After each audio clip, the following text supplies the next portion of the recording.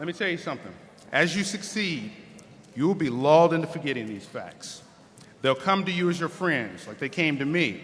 When you're playing around the golf with them, you'll learn golf. You'll learn golf.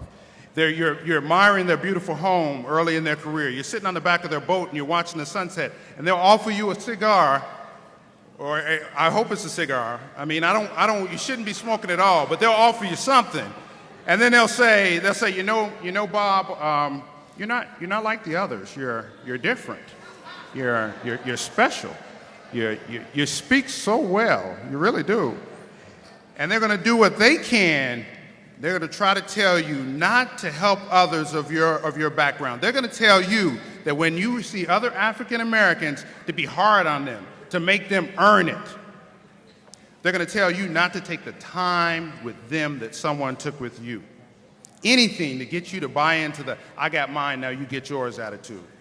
And then I want you to pause, and I want you to remember how you got to where you are at that moment. You can start by remembering how you got here. The class is here partially because of their own determination, yes, and we're here to celebrate that tonight. That is the reason why you are wearing the kente cloth, which adorns our robes tonight. It's a royal and sacred cloth, worn only in times of extreme importance.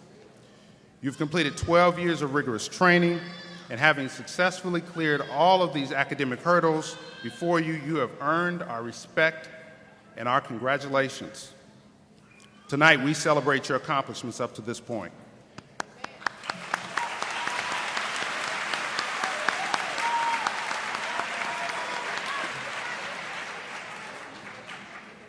But as you look at your kente cloth, know that it is not a simple design. It is native to the country of Ghana, where there it is known as wintoma, or woven cloth.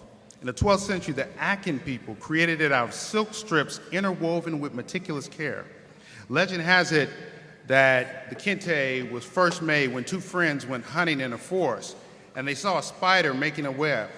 They stood there and they watched it for 2 days, and then they took that knowledge back to their village. Each design has a meaning, and weaving the designs with different colors can modify the meaning. According to the griots, which are African storytellers or historians, there are two meanings which are most popular among the cloth's designs. The first is, I alone did not cause this to happen. Class, will you repeat after me? I alone did not cause this to happen. In addition to your hard work, remember that you are here now and wherever you may land positively in the future because of your parents, relatives, friends, and guardians who provided the love, support, shelter, food, and clothes beneath your robe. You're here because somewhere someone was determined that you would have what you needed to make it at this moment. And because you have made it, you should take the time to salute them now.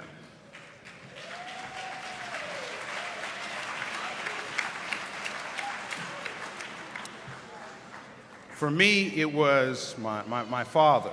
It was my Aunt Lily. It was my Aunt Maggie who, while they still support me, even when I make mistakes, they continue to want me to grow. It is my mother who passed from this way in 1997, but who I honor every day in the way I try to live my life, and whose name adorns my kente cloth tonight, and also as the name of my daughter. So remember first, I alone did not cause this to happen. The second most popular meaning among the cloth's designs is the extended family is a force. Class, repeat that after me. The extended family is a force. In addition to the base design of the cloth, which represents you, in addition to the familial thread running through it, you just recognized, there are also additional threads that you can only see if you look really closely. Sometimes you can't even see them at all, but you know that they're there because of the kente cloth's enhanced strength. This represents your teachers, school staff, coaches, people who are quietly praying for you.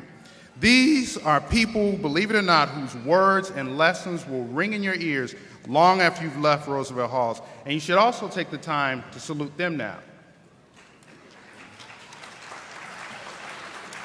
For me, it was Mrs. Nevels, my junior English teacher, who nurtured my interest in reading and writing by giving me a stack of books. It was my football coaches, Coach Telefero, Coach Price, Coach Rogers, who rewarded a little 5'2", 100-pound guy with a spot on the varsity roster just because I worked hard in practice. Those are the people that led me to this point today, and because they believed in me and took time to help me, I've dedicated my life to helping children and adolescents as well. So remember that, the extended family is a force, and help others overcome obstacles you may have experienced. You see, there's absolutely really nothing special about me which allows me to stand here before you today. I was born and raised in Gary just like you. My father worked in the steel mill just like your parents or your grandparents.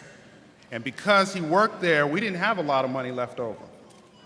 We didn't have a lot of money left over for anything. I've taken food stamps to the store. In fact, you can't find me in my high school graduation yearbook because my family did not have enough money for me to have a suit coat, and I was too embarrassed to borrow the one that my friend offered for me. I've lost friends to drugs and violence. I've walked the same halls as you. I've ridden the same rickety school buses as you, and I've sat through a long commencement address waiting for my opportunity to flub Roosevelt dearly loved, just like you're going to do in a few minutes. And I have another confession to make. For all the accolades Principal Wright was nice to include in her very warm and generous introduction, what you didn't hear was that I was an honor graduate of Gary Roosevelt, because I wasn't. I graduated with a 2.63 GPA. And there's nothing wrong with that. There's absolutely nothing wrong with that. What is wrong with that is I was a better student than that. So I sat right where you are now, and I made a promise to myself. I said, I'll never be mediocre again. I will never perform to less than my full potential again. Mediocrity was not born in me, and it was not born in you. So class, after 12 years, this is your time. If you are determined to reach your full potential, say, this is our time. If you are grateful for your family's support and you're ready to stand up as an example for your siblings, for your cousins, your nieces and nephews, say, this is our time. If you understand that you are a part of a larger community that is counting on you to remember where you came from and to give back, say, this is our time. If you are ready to walk across this stage and begin the journey of growth to becoming the young men and women that God has called you to be, say, this is our time. Congratulations, class of 2009. God bless you. God bless you all. Be safe.